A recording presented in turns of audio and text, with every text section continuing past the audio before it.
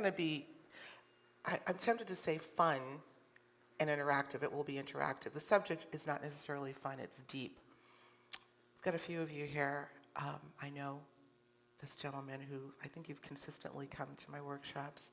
But I want to ask, we're here talking about how to navigate family contact. This is with the assumption that you as an experiencer may also have a lineage, family members in this generation, maybe previous generations, however they're not talking about it. How many of you feel that's the case? Annette? Oh, okay. It's tough to even talk about your own contact, let alone that with a family. So listen, this is what this workshop is about. As I wrote my lecture, which I gave yesterday, I thought I want to do something that would be a companion to this lecture, because talking is great. I can give you all the information, talk till I'm blue in the face, and you go home and you're still dealing with the same dilemma. I'm hoping that this will be a step. I hope I can give you a few practical tidbits that you might be able to use to start that family dialogue and thus start the healing. That's what this is all about. So without further ado, I do have some notes, but I'm going to try to just wing it because we just family here. So how to navigate intergenerational contact and healing. Let me get my little clicker. Where's my clicker? Hold on. What did I do with my clicker? Oh, there it is. Hi, Linda. Come on up, Linda. I'm glad you did. Okay, we're getting started. Perfect timing. Okay. So, as I said in the main lecture, we explored this very real phenomenon of intergenerational ET contact, how UFO encounters and paranormal experiences, they don't just happen in isolation, but they often ripple through generations of family lines, kind of like a hidden thread in a family heirloom quilt. We looked at real world cases or case studies of experiencers who discovered their family members, sometimes parents, siblings, even grandparents were also having contact, but they never discussed it. And then we asked the critical question, what's up with the silence? What's going on? We talked about psychic abilities as being a part of this whole tapestry. We also talked about shared family sightings and even missing pregnancies. Hidden journals of channeled messages. All this was brought up in the lecture. And we even explored the idea that these generational encounters are perhaps genetically engineered by the beings themselves. All speculation, but there's some evidence to show this could be the case. But then we went through possible explanations looking at the quantum consciousness theory and genetic hybridization models. We looked at the idea, I'm just giving you a review, that ETs are following family lines with surgical precision, maybe literally, not randomly selecting individuals, but perhaps grooming entire bloodlines, generation after generation, although we still can't say for sure why. And then we covered the emotional toll of silence, and I think that's huge in families, how fear, denial, and shame can fracture relationships and create a dysfunctional family dynamic. And most importantly, why breaking that silence may be the key to healing not just y'all, but the whole family system, even those that came before you, because there's a sort of energetic blueprint that ripples through generations. And that's why we're here today. Now, I wrapped up, let's see, I think I got ahead of myself here, opening the door to healing. You saw, who was in the lecture yesterday? You were. Linda, I know you were. Chrissy, I don't think you are. Good morning. We talked about several things that could initiate the healing. I'll just go over them very briefly. Invite, don't instigate. Invite, don't instigate. Lead with love and empathy. Set the stage for shared healing. And there's more to it. Let them know you're not there to expose anyone. You know, a lot of us we're so tight about, I know my mother has had, I really believe my mother has had contact and she's not saying anything, and you can get triggered. Matter of fact, hold on. I forgot something I want to show you guys or play for you guys. But it's true, right? And even if they're not ready, you want to love them anyway. You don't want to trigger. You want to use gentle, non-accusatory language. Be patient with silence or denial. And I'm going to add this as a bonus. This is what I'm saying. Don't trigger or be triggered. Cool it. And if you feel like you're being triggered,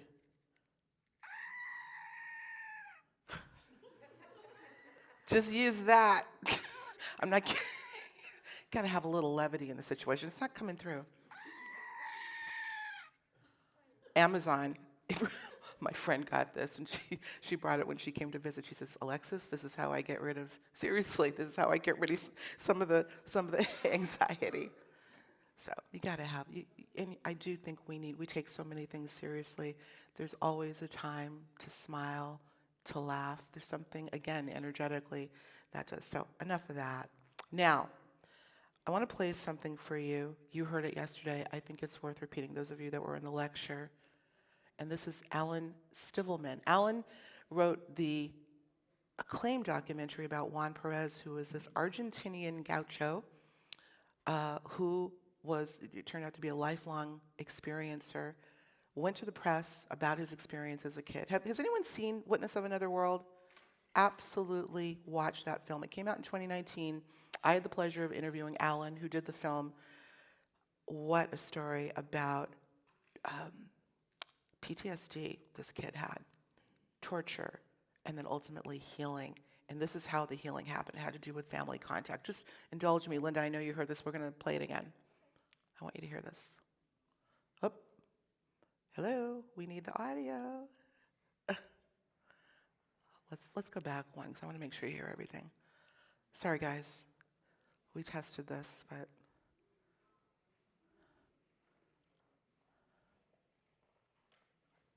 while he's fixing that, please go see that film. It is so powerful. I'm going to watch it again. Very, very humbling story. There we go. Oh, was that me? Did I do that? Okay, let's try it again. We can talk about it a little bit later. The mother of Juan, she's a very tough person. She's really shy. She doesn't like any kind of researchers, people that are coming there just to get more details about his case. She's really tough. She doesn't want to. She doesn't like anyone beside his family. So she was staring at me, and suddenly she said, "Alan, Alan, please come." So I stood up and I was walking towards her, and then we started to walk across the countryside, and she confessed like, "Son, why are you here?" And then I started to explain her that I'm here because I wanted to get more details about Juan's life, because I want to help him, but I don't have the tools, because I know there are plenty of Juan Perez around the world and we can do something in order to help others. And she said, "Son, you don't understand. Because my son was marked," because she was referring to the mark that he has on his right side of the arm. And she said, "They are going to kidnap my son and they are going to take him away. And I don't want that from to happen." She was referring to the beings, to the extraterrestrial. She was really scared about the phenomenon. And I have to confess that by that time I was quite skeptical about the UFO phenomenon. At that point, I okay. I was more like, I want to believe, but I need proofs. And then she suddenly told me, "Son," very, very strict, "you don't understand." And I said, "Oh, why?" "Son, when I was a child, I was kidnapped and they took me away. And the same that happened to Juan happened to me." And then I remember that I got frozen. I didn't know what words to say. And then she started to speak pretty normal about other things, silly things. It was like a sudden speech that came out of her. And it was really something really private, really intimate, because no one in his family knew about that secret, that when she was a child, she was also kidnapped from this phenomenon. And then I remember that plenty of years I was dealing with the idea that what happened to Juan probably happened to his mother, and this comes from generation to generation. And I know that I did this movie thanks to those words. Those words were my fuel. Really? Not just, yeah, though, because I wanted to know more about his mother, and in a way, I wanted to heal that person. I was not able to interview her. It's not part of the movie, but it's the heart of the movie is his mother in an invisible way. And now I can tell you that not so many months ago, his mother and Juan, while they were chatting during the night outside the house, his mother confessed to Juan that she was also a contactee when she was a child, and it was a very healing moment. Son, mother, very powerful, because now everyone believes Juan, and also they are having experiences together. Now they have like contacts. They are seeing plenty of lights in the skies. Really? To this Yes, day? Now? to this day, yeah. The last time that I spoke to Juan, it was 2 months ago, and he told me that the night before, they were there. I thought that was worth playing again because that is a powerful story.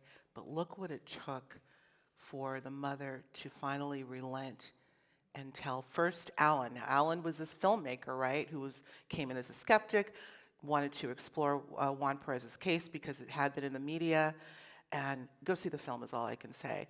But it took all of that. But once she relented and first admitted to Alan that she too was a contactee, and was really, really, concerned about, like, why are you even here filming my son? What's this all about?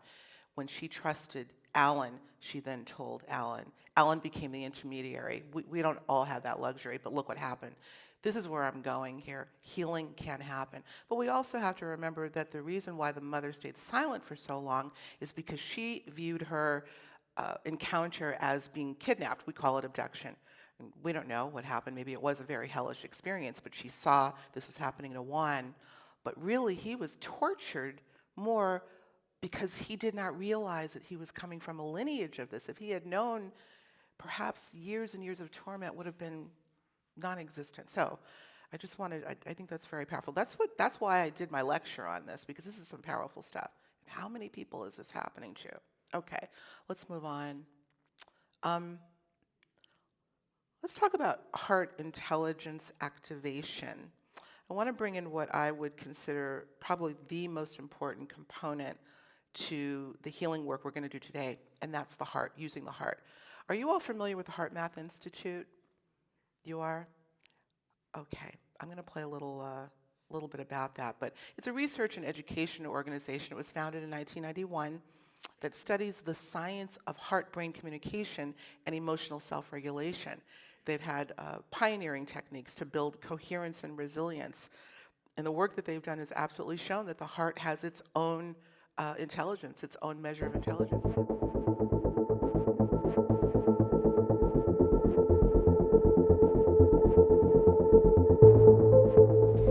How do we know it's aliens? Couldn't that just be military aircraft? They now believe there's one planet for every star in the universe. There are already 8.4 billion artificial intelligences. Who could have built that 10,000 years ago? Where did you find the source for that? Could AI truly become sentient? For a unique, in-depth, and rational look at these topics with the world's leading experts, check out Beyond Contact on the iHeartRadio app or wherever you get your podcasts. Find us at contactinthedesert.com.